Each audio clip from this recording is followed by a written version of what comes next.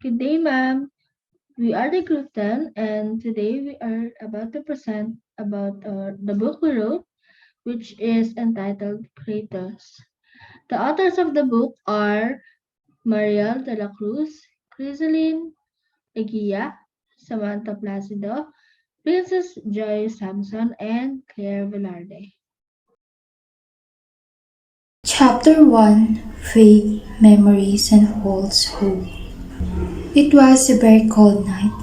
Wait, what was I doing here? Castiel! Castiel, wake up! Who is calling me? I was so weak. For some reason, I couldn't move. I tried my very best to open my eyes to see what was going on. Is it going to rain? Why are there raindrops on my face? When I opened my eyes, I saw them crying. Terence? Why are you crying?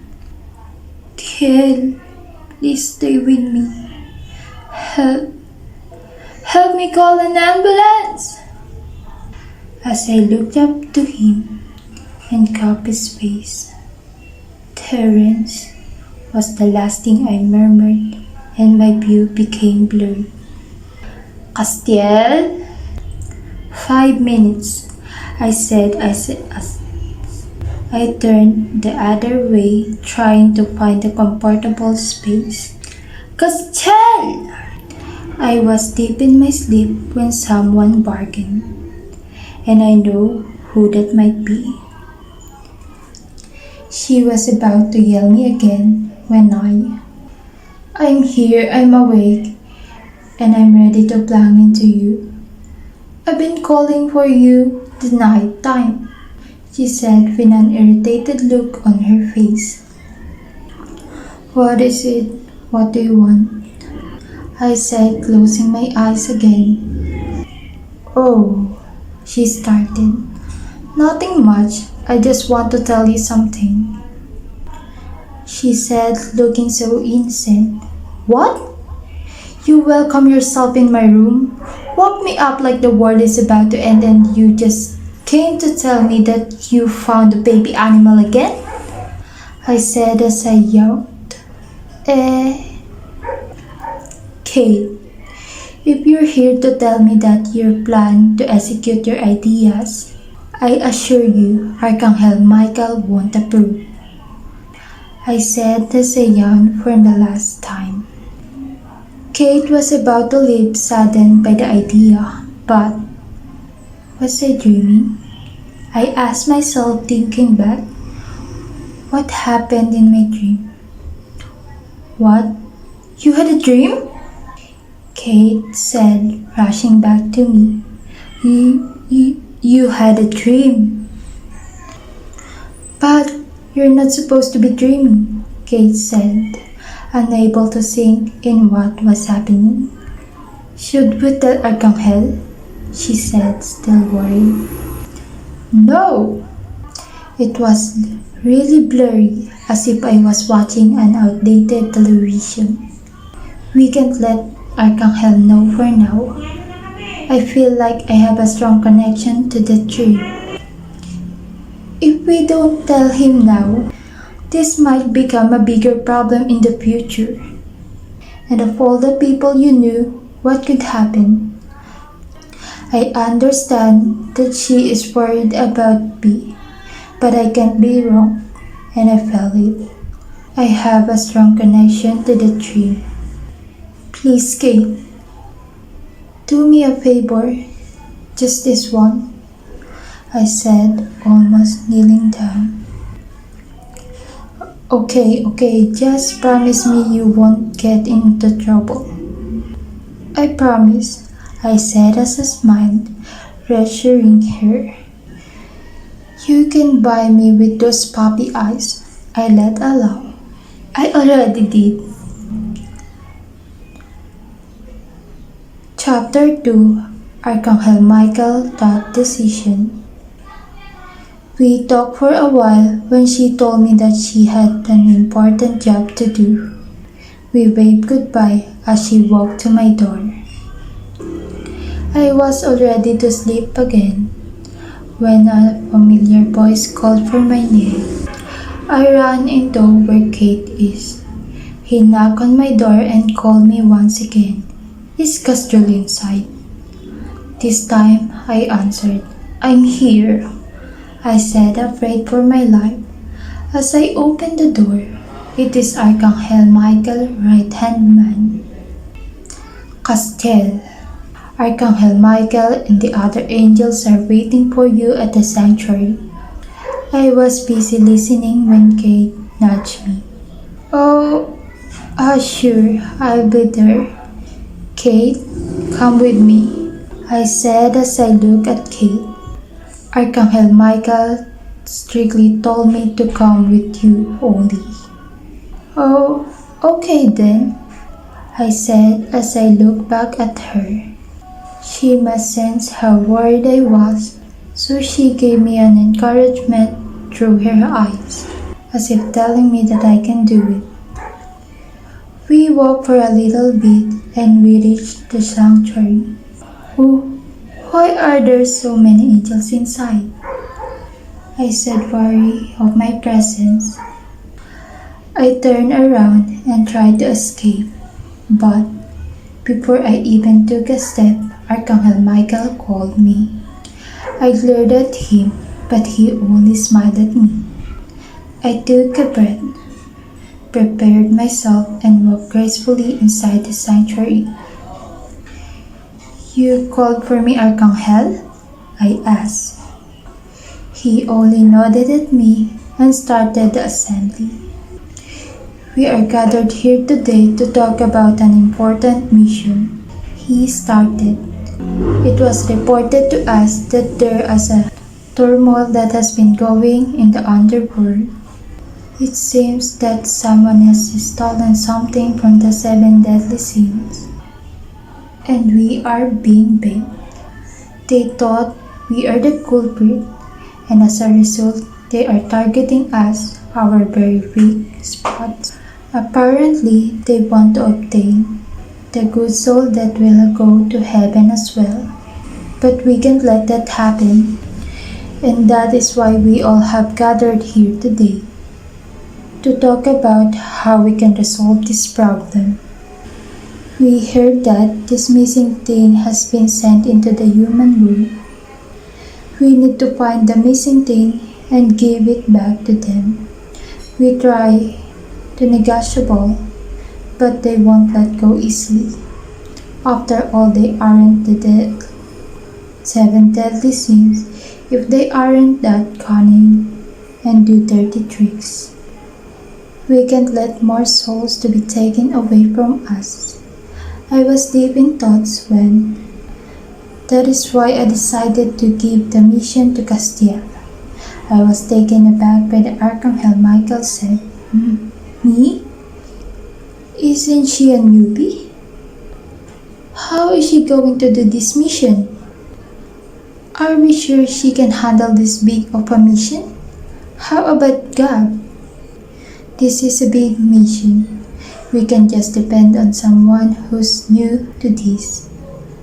We have to remember that it is our race we are talking about. Right, Archangel? I'm not sure I can handle this mission. How about we give it to someone more capable?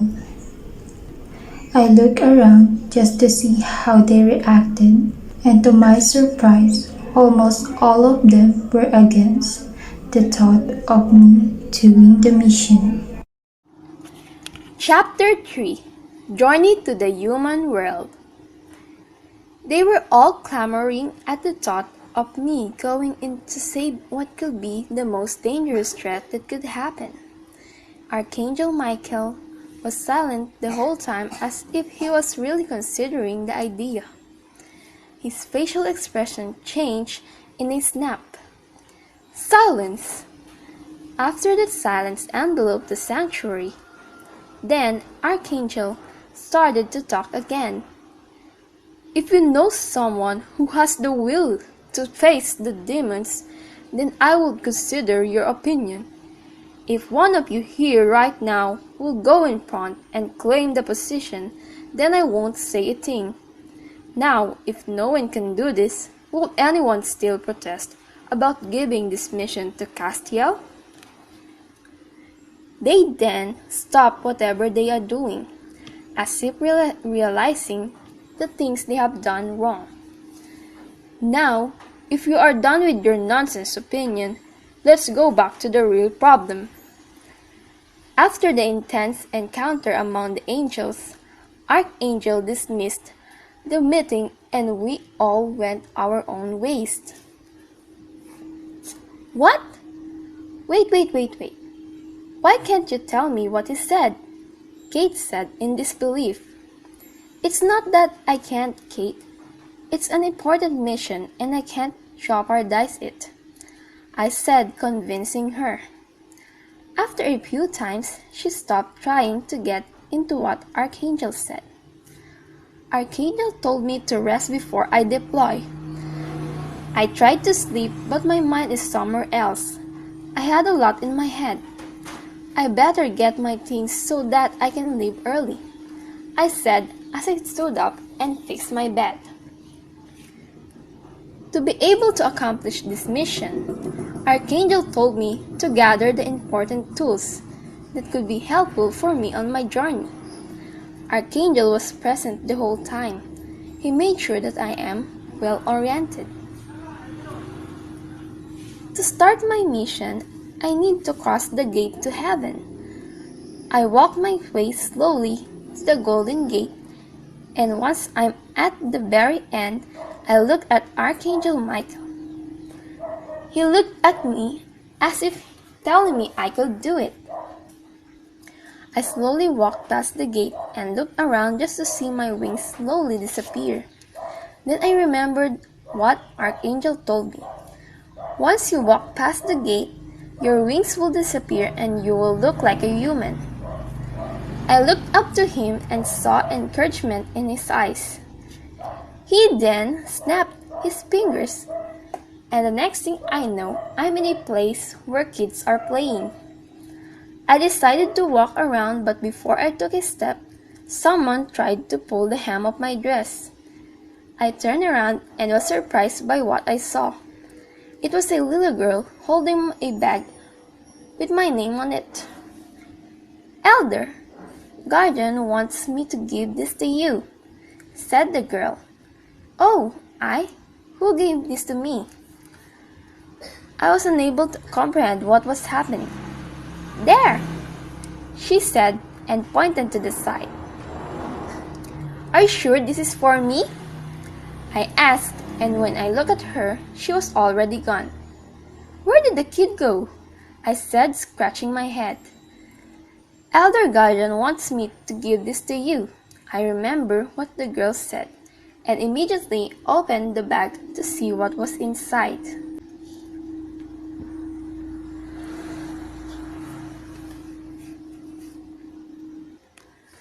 Chapter 4: Archangel Michael's Advice. I started to walk around and figure out what my next move would be. And just before I took a step, and then I remembered what Archangel told me, in times of distress, when nothing goes your way, use what's inside the bag. With that, I immediately reached inside the bag and was taken aback by what happened. A compass? I said in disbelief. I don't even know how to use this, I said in distraught. I started to walk again, but then I noticed that the compass was glowing. It was blinding. I opened it and was surprised by the next thing that happened. It was emitting a light, a never-ending light. Or should I say, it will guide me where I need to go. Someone was going to walk past me. I immediately closed the compass afraid that the other people might see the light it was emitting. I was looking left and right while walking when I bumped into someone. I accidentally dropped the compass and opened. No, the light, I said to myself. I hurriedly ran to where it went, and when I was about to reach for it, when someone already grabbed it, I was worried sick that he might see the light it was emitting. "Here, you dropped it," said someone in a baritone voice. And when I looked up, I saw in front of me a very handsome man. "Oh, thank you," I said as I reached out my hand. "No problem. I'll go ahead." "Wait, did you notice something strange?" He stopped. He looked back at me and answered, "I see nothing strange about it," and then continued on walking. What a strange encounter, I said to myself as I continued walking. Wait, he didn't see the light? I see nothing strange about it. Maybe the light is not visible to the humans. I then opened the compass once again and followed it. I walked and walked until my feet hurt. I looked around to see where I could rest. After walking for a bit much, when I found a bench, I was about to sit when I felt hungry.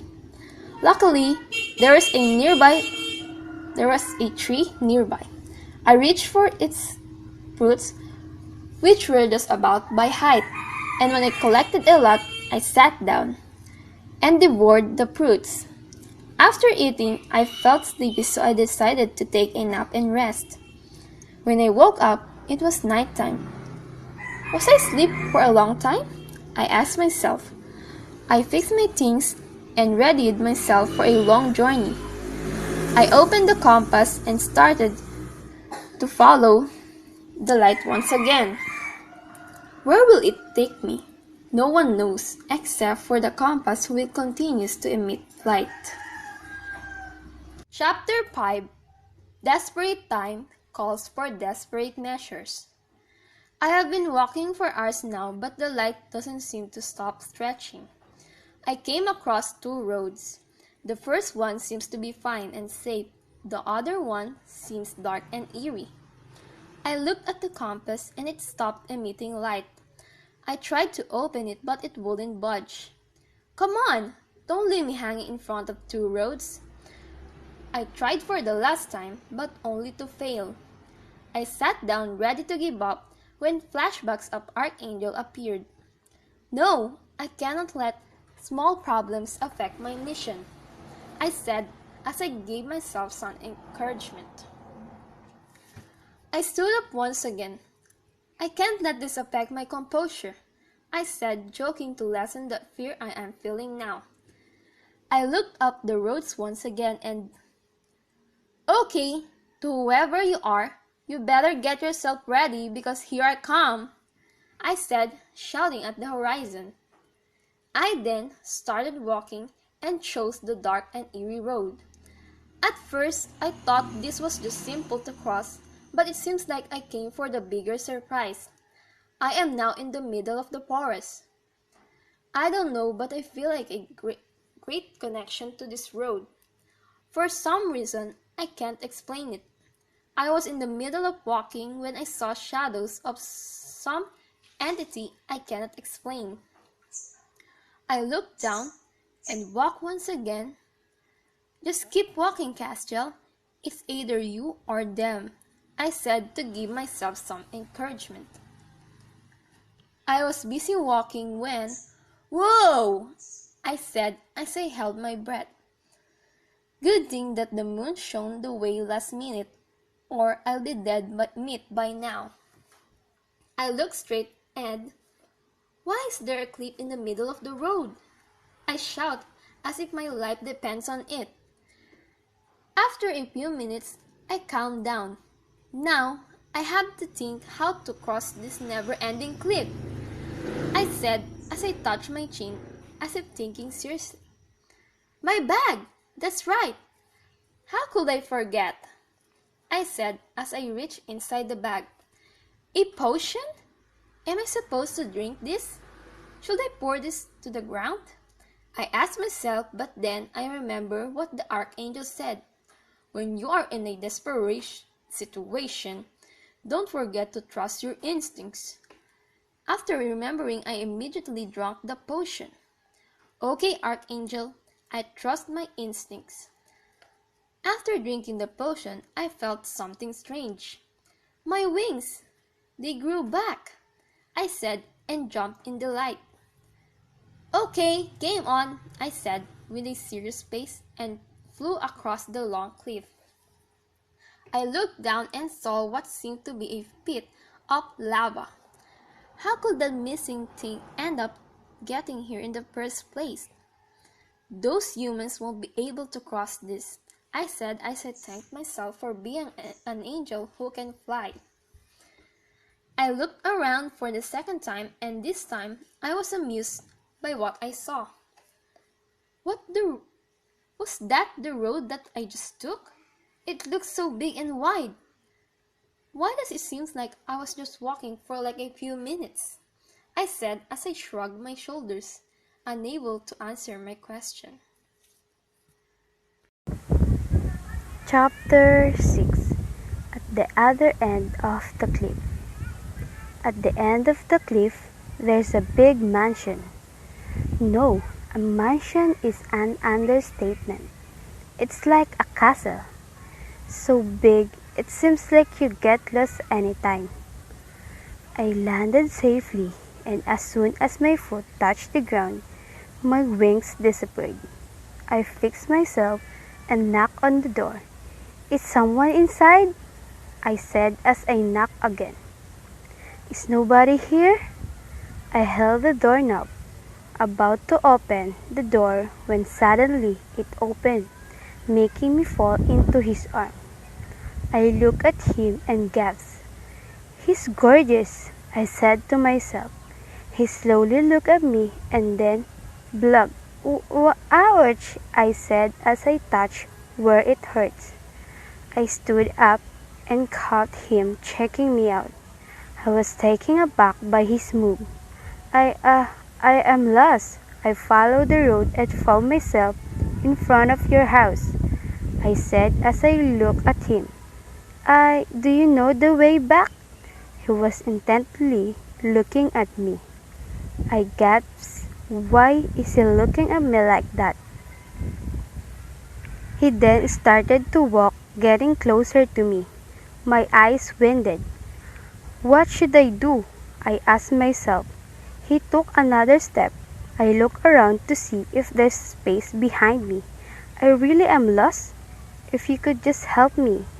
And before I knew, I was outside the house. I was about to speak once again when, blub, he slammed the door on my face. Knock, knock, knock, knock. Please let me in. I need a place to stay even just for a night, I said, pleading. It's getting darker and I don't know why. We back. Knock, knock, knock, knock. After a few attempts, he opened the door and, one night, he said coldly. Huh? One night? What do you mean? I asked, unsure about what he said. He then stopped walking, making me bump into his broad back. He then looked at me and said, It means you only stay for the night, he said as he clenched his jaw, making me jump. Why I'm getting all nervous, I asked myself. I followed him to the living room. You can have the couch tonight, he said coldly. There are plenty of rooms in your mansion, and you want me to take the couch? I asked. I can say he's really not a gentleman. His eyebrows furrowed, showing that he's annoyed at my remark. He turned around once again and said, Help yourself, and then left.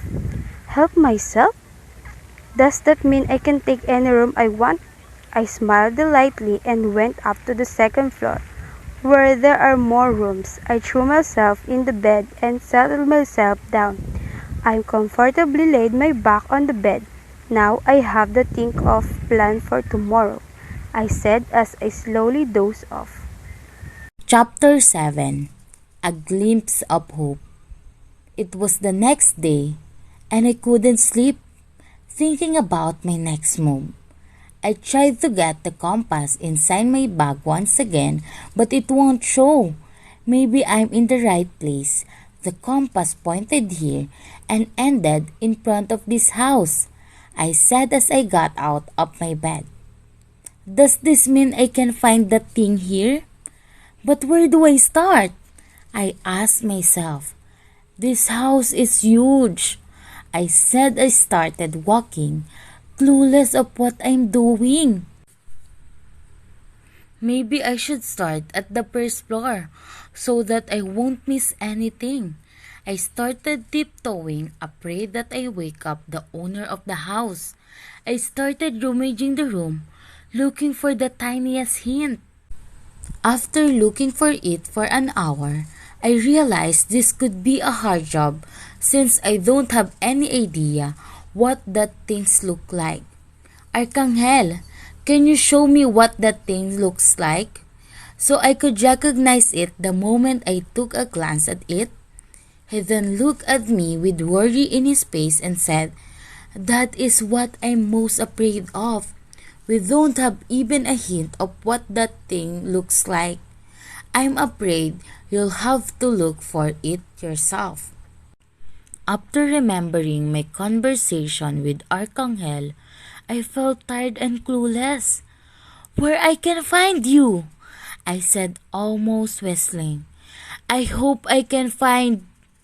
Before I could finish my sentence, something in my bag emitted so much light.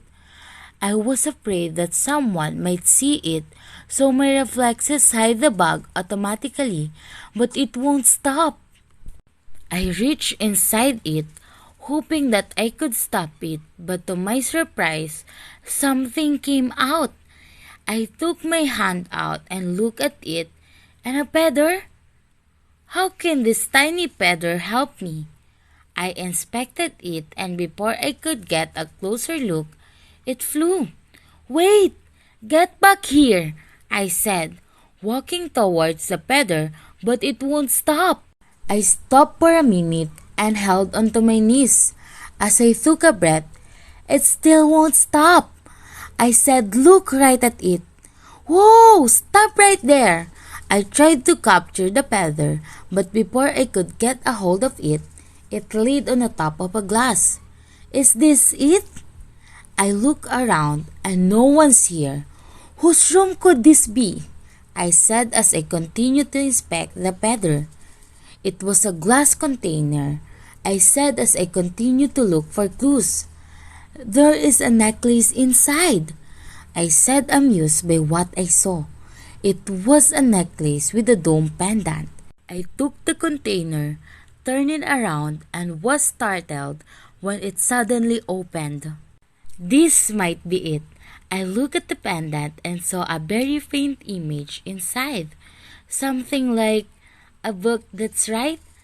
If this is it, then I have to deliver it to Arcangel right away. I smiled at the thought. My job is done, I said to myself. I'm sure Arcangel would be happy. I then put the necklace back to its container. I held onto it, and when I turned around, there he was standing at the doorway. What he was thinking, I don't know, but I can confirm one thing. He is angry, very angry. He is scary, I said to myself, afraid for my life. Chapter 8. Wishes for the Devil. He slowly walked to me. He then grabbed me outside of that room. His grip is getting tighter and tighter. "It hurts! Your grip is hurting me," I said, almost crying. We were in the middle of the hallway when he let go of my hand. The necklace was still in my hand, but when he saw that, he immediately took it from me. He was about to talk, but before he could let out a word, I told him, "I need the necklace," I said as I closed my eyes, waiting for his reply. He didn't say a thing. He took the necklace from my hand and started walking. "I need the necklace!" This time, I shouted. "No!" he replied. I ran in front of him, laid my hands as if blocking him from going forward. Please, please, I need that necklace. He only looked at me and not moving. He then started to walk again. I tried to stop him, but he was so strong that the moment I bumped into him, I lost my balance and landed on a plant beside me. Oh! Ouch!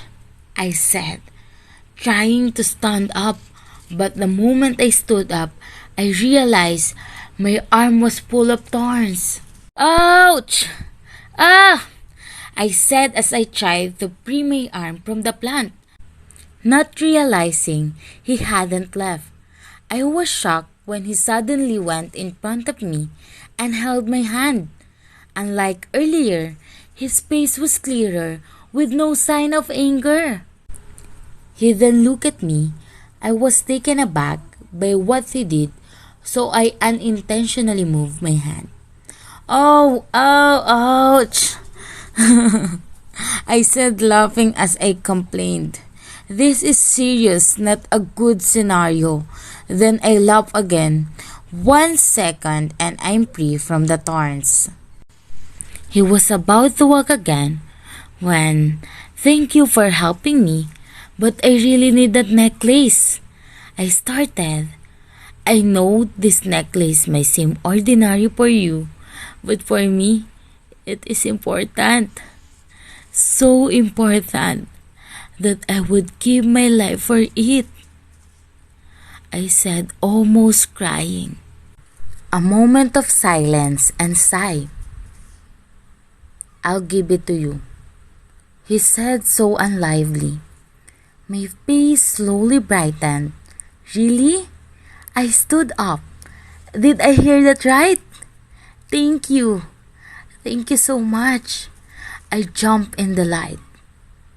I can finally... But first, you need to help me. What? Help him? With what? Oh God. Chapter 9. Getting Warmer. But first, you need to help me. That last thing he said stunned me. Help you? Help you with what? I asked, confused. He then went back into his room and stopped in front of a drawer. He then opened it as if looking for something. I stood up and followed him. I waited for a bit. I was looking at his back when he suddenly turned around. I met his gaze. I was taken aback by what he did, making me jump. A glimpse of tears is evident in his eyes. He then looked at the photos again and started talking. I was once a human too, he said, and showed me the photos in his hands. I have this dream of me playing happily. I looked at the photos. They were photos of kids playing in the playground, seashore, eating ice cream, celebrating birthday, and holidays with the family. He then started to talk again. Since you're ready to give everything, why you don't be my companion? He said, a mellow voice. I never thought this man would show me his vulnerable side. I said to myself. Indeed, he looked up on the outside, but this side of him touched my heart greatly. I never thought of staying too long in the human world. That is out of my plan, but I guess I had to stay for the necklace. I looked at the photos for the last time, composed myself and answered, Very well. Where do we start? I was looking down at the pictures and at him and was surprised by what I saw. Is he smiling? At me? This is the first time I saw him smiling, and I can say he's not making it up. It's so genuine, it will melt your heart. I was speechless by what he did that I only stood in my position. I was busy inspecting the photos when he suddenly took them from me. Huh? What happened to your ears? He didn't answer me and just walked away from me. I wonder what happened to his ears. I stayed for a minute and decided to go down. When I finally went downstairs, I saw him in his apron cooking something. You can cook? I asked. He just looked at me and continued on with what he's doing. What are you cooking? I asked again, but again, he just ignored me. He then laughed evilly, and after a minute, that scary laugh of him turned to a happy one. You seem to be enjoying yourself, huh? I asked. You should relax. I'm vegan. I was surprised by that fact, but then he laughed for the last time. I was so busy getting mad at his jokes and I didn't realize. You're done cooking? I asked him. He took off his apron and ate and dressed for the day. And he started to walk. Wait, aren't you going to eat the food you cooked? I said, but I was too late. He disappeared in an instant. Chapter 10, Belphegor the Sloth. I woke up early, so I decided to cook. After a while, he came down. Good morning. You're just in time. Let's eat, I said and readied our food. What is this? He asked. Oh, sunny side up and the hot dog. Is this supposed to be my breakfast? He said. I'm sorry, I really don't know how to cook, he sighed. He then took our plates and went to the cooking station. I stood up. I stopped me. Sit tight and wait for me. This time it's me who sighed. After the disaster breakfast, we went to his car. I was busy looking around when I realized, isn't there a huge cliff here? I said, almost shouting. He then answered, I haven't seen that white cliff you were talking about. After a few minutes, we arrived at the park. I remember this. This is where I first landed, I said to myself. I looked at him and he looked clueless. I took his hand and grabbed him near the playground. It seems like looking at the kids playing at the playground makes him happy. Would you like to try it? I asked, pointing at the swing. A few more minutes and he's smiling. Are you happy? I said, teasing him. No, he replied, but his ears can't deny. I smiled at the thought. After spending time looking at the kids play happily, we stopped by a restaurant and had a quick lunch. We jumped into the car and asked, where to next? I asked, munching on my chips. You'll see. He then turned on the car and started to drive. I opened a new bag of chips and, oh wow, this is good. What kind of food is this? I finished a few more bags and now where are we? I asked. A beach? He said. What are we gonna do here? I said as I looked at him. Eh? Where is he? Then I heard a voice. Hey, over here. He was by the shore. I quickly followed him as he started walking once again. He was quiet all the time. It seems like something's in his mind. So, I started. I remembered I still don't know your name. Oh, by the way, my name is Castiel. Then I reached out my hand just to be ignored. Weeks passed by and we have spent it fulfilling his wishes. I was busy cleaning upstairs when I heard him talking to someone. Has it been 4 months already? Can't no one really stop you? Said the man on the other end.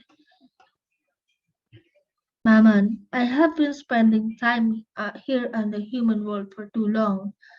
No one can stop me, he said as if whispering. Is he planning on doing something? I asked myself. But one of the seven deadly sins taking his life is seriously not a good news to hear. Take his life? He's planning to take his life? I'm serious. Whether you like it or not, at the end of the third eclipse, Belphegor's lot will take his life. He seemed serious. This is really not a joke. But why? I asked myself. The conversation ended, so I hurriedly went to my room. I hope he didn't notice my presence. Chapter 11. Twisted Fate. I ran to my room, took a breath, and held my chest. I was staring at nothing when I realized I his Belphegor, the slut, one of the seven deadly sins, I said, almost shouting. But how come I never felt his aura? I'm sure it'll be easy to spot, especially that magnitude of power. Many questions came to me, but only one mattered. How come I never felt any malicious intent from him? I was busy thinking about what happened earlier when he knocked on my door. I have been knocking on your door for the past minute, he said. He doesn't seem bothered by what he just said on the phone. Oh, I was just thinking of something, I said. Is there something you need? I said to avert the topic. He then fixed his composure from leaning on the door to standing straight up. I was thinking of going on a picnic, he said, not looking at me. I giggled inside. I stood up and, okay, and then went past by him to go to the kitchen. Where are you going? I stopped halfway. To the kitchen? We need food, right? I said. Oh, I already packed, he said shyly as he scratched his head. We went to the nearest park and had picnic there. Little by little, his wishes were fulfilled. And then I remembered what he said on the phone. I'm serious. Whether you like it or not, at the end of the third eclipse, Belphegor the Slut will take his life. At the end of the third eclipse? That was 2 days from today. I was busy trying to answer some questions when Castiel? Hey, what's gotten into you? I was lost in my thoughts. Oh, nothing. You seem troubled. Is there something bothering you? He asked. No, not really. I was just really enjoying the view. I was trying so hard not to look bothered. A few minutes we packed and we went home. I woke up the next morning with a saddened heart. Our routines repeat themselves. He then called me from below and asked me to go there. I hurriedly went downstairs and before I showed myself, I fixed myself for the last time. Okay, reset. I ran towards him, ready to hear what he's about to say, but the moment I looked up at him, I immediately felt something strange. What's wrong? I asked. Is this another I was trying to lighten up the mood, but he cut me off. He looked back, making me notice his hands were behind him. I was about to talk again when he finally showed what's in his hands. Why do you have this with you? He didn't reply. He stood there for a few minutes, then he started to talk. I want you to have this. Take this with you and go to where you need to go. He then took my hands and put the necklace there. But I still have until your last wish, I said.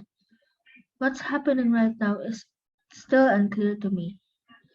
He tried to walk away, but I laid my hands as if blocking him from going forward. I took a breath, trying to calm myself down. I held his arms as if trying to stop him from leaving. You have to tell me what's happening. Hmm? I said, pleading. He then looked at me with no feelings evident in his face.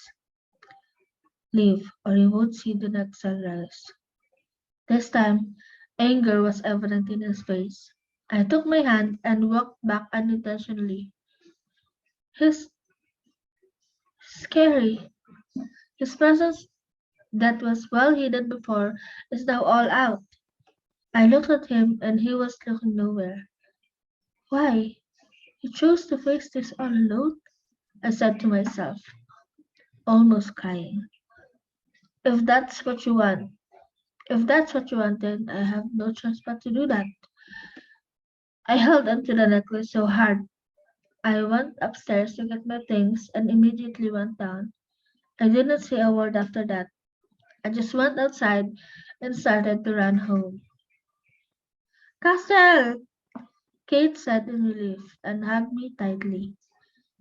Okay, now I'm here and I'm fine, I said, reassuring her. I turned around and walked to Archangel Michael.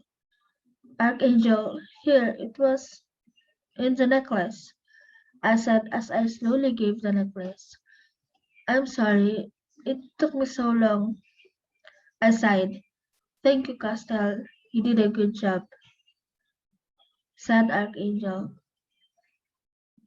Archangel, I saw a book inside the necklace. How important is that for the seven deadly sins to wreak havoc? Oh, you shouldn't belittle this. This necklace holds the greatest source of power of the seven deadly sins.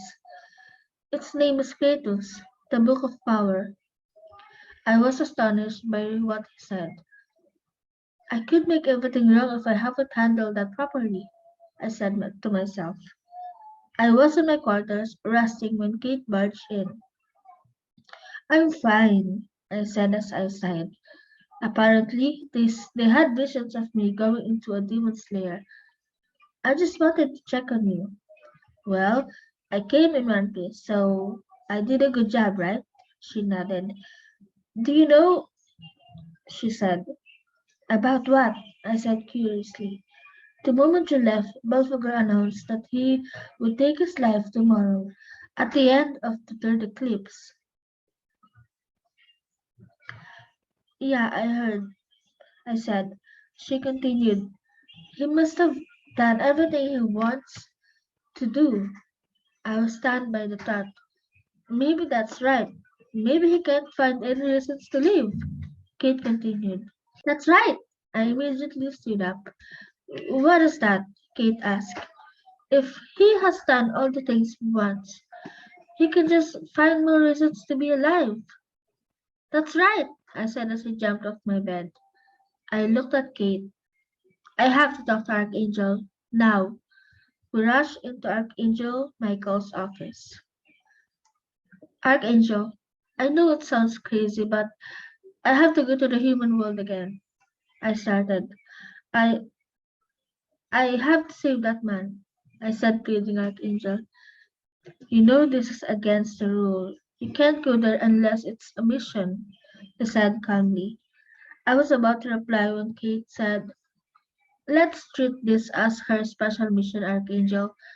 She has done such a big thing for us. I'm sure we can reciprocate.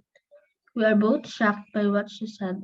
She just smiled at me, giving me encouragement. Very well. Kate and I were stunned by the sudden approval from Archangel. I walked past the gate, making my wings disappear. Then Archangel snapped, and now I'm human once again. I smiled when I remember what Archangel told me. Very well. Since you took great measures to save our race, and you bravely took the mission, I will grant you a wish. What is it you wish for, my child? I would like to go to the human world once again, Archangel. I immediately took action and went to where he was. I looked for him, but he's not in his mansion. Where could he be? Where are you? I went to the place he could go, but I still have no lead as to where he was. I was about to give up when something in my bag emitted so much light. I reached inside, and to my surprise, It was a compass? How can I stopped in the middle of my question when it became clearer to me. The compass is not pointing to where I should go. It is pointing to where the thing is, and at the time, he was wearing the necklace. After figuring out the big question, I immediately opened the compass. Bring me to him, I said, and followed the light. Obediently, I arrived in front of a big door. Is this where he is? I asked myself. The light of the compass slowly weakened. I must be at the right place. I pushed the doors open and saw him in the middle of the room. I instantly ran towards him. No, you can't do it, I said, pleading. He was puzzled by what happened. What? How did you get here? I thought you left, he said, still stunned.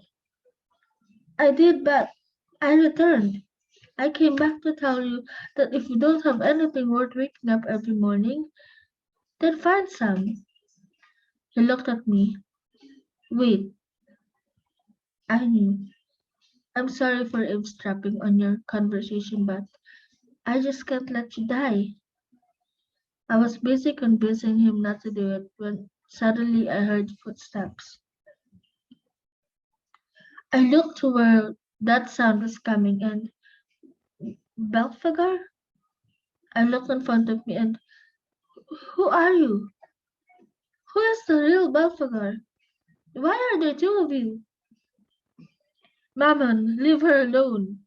I know it's you, said Belphegor at the end of the stairs. You should leave her alone. Don't believe in whatever he says, Castiel. Castiel. You should know who the real one is. The real Belphegor you tried so hard to stop from dying. I'm confused. Who's the real and who's not? Not long after, the Belphegor beside me started to talk again. He held my hand, and I know I'm not supposed to feel this, but I had to let you know that I might have fallen for you. He then grabbed me towards and hugged me. The next thing I knew, I was bleeding. I dropped on the floor. I thought you felt something for me, I said to myself.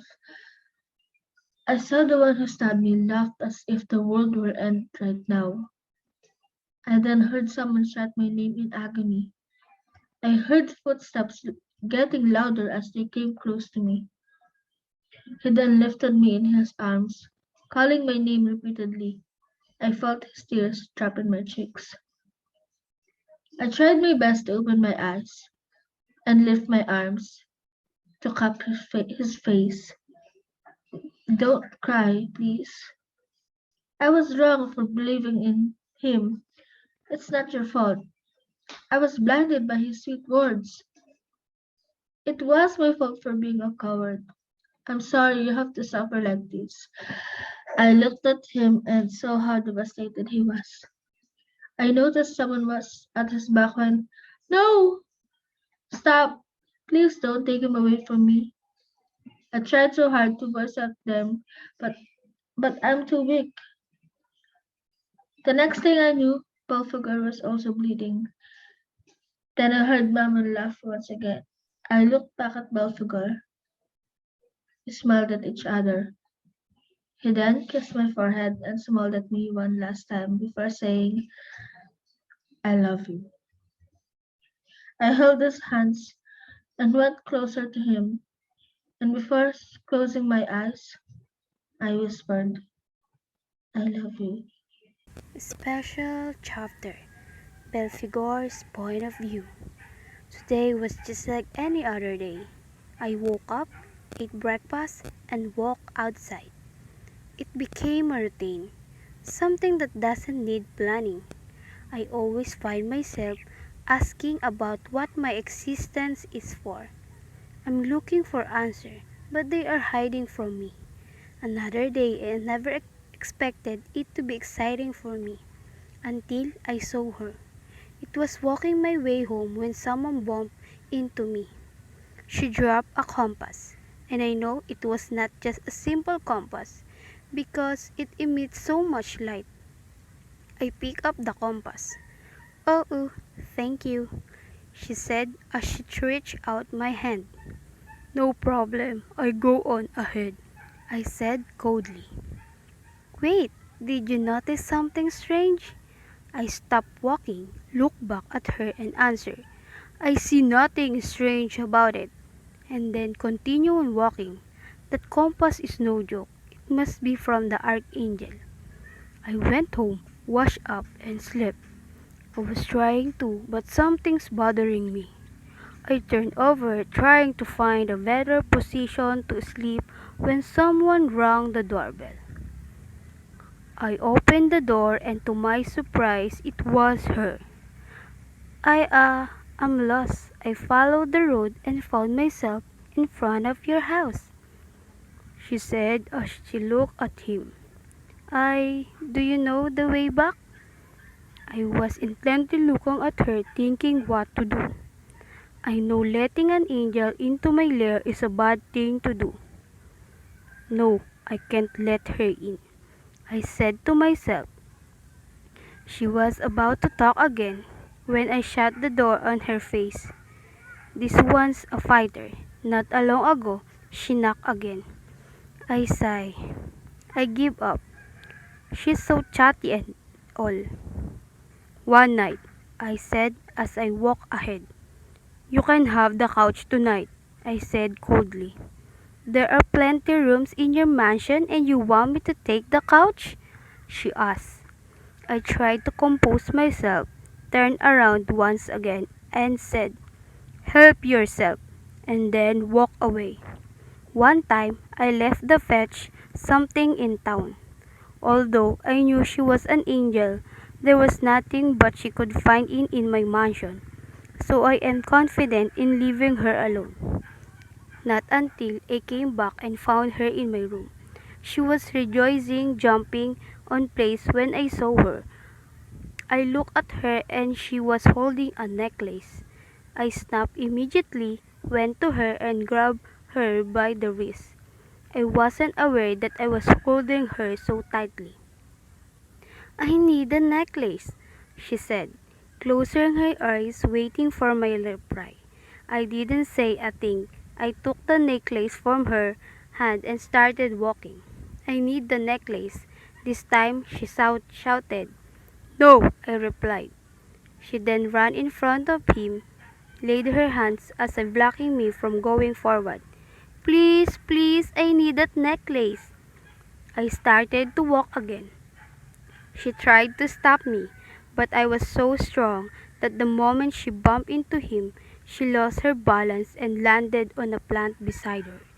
I must say I felt guilty that time. It was my fault that she had to be pricked by the thorns.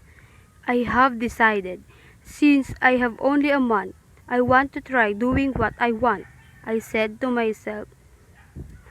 We had an agreement that she will be accompanying me through the rest of my journey. In exchange for the necklace, we settled in for today and decided to leave the next day. I enjoyed our time together. She was a great companion. I must say I have seen all sides of her. Every time we are together, I'm surprised by her traits.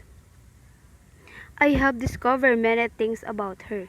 She was a gem among stones, one we should keep close and cherish. I looked at her enjoying the view. She was a genuine person. And what is she doing now? Only accompanying a demon? At the end of the third eclipse is coming. She looked at me. Oh, I was looking to myself. She then nodded.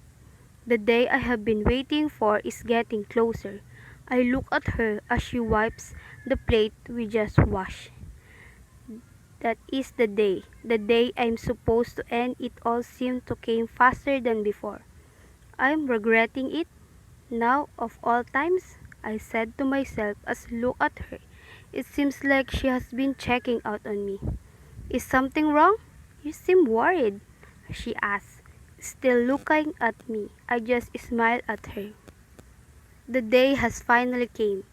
I went to Sanctum where all the 7 deadly sins were supposed to meet. Finally, the devil has arrived. Abaddon said. Should we start? I said without a single hint of emotion. Well, we're still missing one. Mammon, said Lucifer. Belphegor, Belphegor, said someone from below. Watch how your castle can be easily deceived. And as he said that, a force field blocked our way, making it impossible for me to cross. Then my worst nightmare came. Mammon transformed into me, and one thing I know, Castiel is there. Castiel! Leave! Get away from her, Mammon! No matter how I tried, she can't hear me. My poor Castiel. It pains me seeing her being deceived by Mammon. Lucifer, do something! Abaddon, help her! But they only look at me, unable to do anything. The next thing I know, Castiel is bleeding. I never thought I could, but I broke into the force field, making my way to Castiel. I lifted her, carrying her into my arms. Seeing her in this position broke my heart into pieces. It's my fault. I should have agreed to letting you into my life. I didn't know it would lead this. I cried. I shouldn't have met you. I shouldn't have looked at you differently. Seeing her bat in her own blood, I suddenly have the urge to kill Mammon. I won't hesitate to break his neck with my bare hands. I was looking at Castiel when suddenly I felt a sharp pain in my back. Not long after, I heard Mammon laugh evilly. I looked down only to see an ocean of blood dripping from my stomach. A slowly body dropped down. I looked at Castiel, held her hands and pulled her closer to me. My vision is starting to get blurry. I looked at her once again. She was smiling at me. I felt her warm hands cup my face. I tried to open my eyes once again. I kissed her on the forehead and went closer. And before I closed my eyes, I whispered, I love you. Sequel. Castiel's point of view. Who was that? Who was talking? I can hear people talking. I opened my eyes and was surprised to see my family getting together. Castiel, my daughter, thank God you woke up. It was my mom. It seems that I have gotten into an accident. Don't you remember what happened? My dad asked me. We were at church when suddenly a big fire came out. They were still talking when I told them I would be going outside for air. Belphegor's point of view. Janet, Castiel in room 103 has woken up. See if her vitals are okay. I was in the chapel when I heard the nurse say her name. I immediately stood up and went straight to her room. I was hurrying up, and when I reached her room, I almost tripped. Uh-oh, Castiel went outside, said her mom. She said she'll go outside for air, followed by her dad. I smiled at them, and they smiled in return. I remember the first time I met them. Nurse, nurse, I need assistance, said the doctor. Castiel, my daughter, please be strong. Castiel? Why that it seems so familiar to me? I looked at her from the window, and the minute I laid my eyes on her, I immediately remember her. Castiel! Castiel! I tried to get close to her, but the nurse said I need to step outside. From then on, I go to her room to check on her. I ran outside looking for her. I was looking left and right, afraid I might miss her. I slowed down and rested a bit. I looked up and to my surprise, she was there. I followed her, wary of my presence. She sat down in the chapel, looking straight. I sat down on the chair across from her. I was startled when she suddenly stood up. She was about to leave when she tripped. I immediately went to catch her. Thankfully, my reflexes are fast.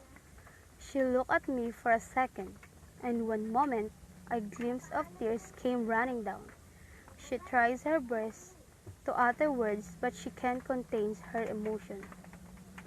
Castiel, do you remember now? She then nodded and hugged me.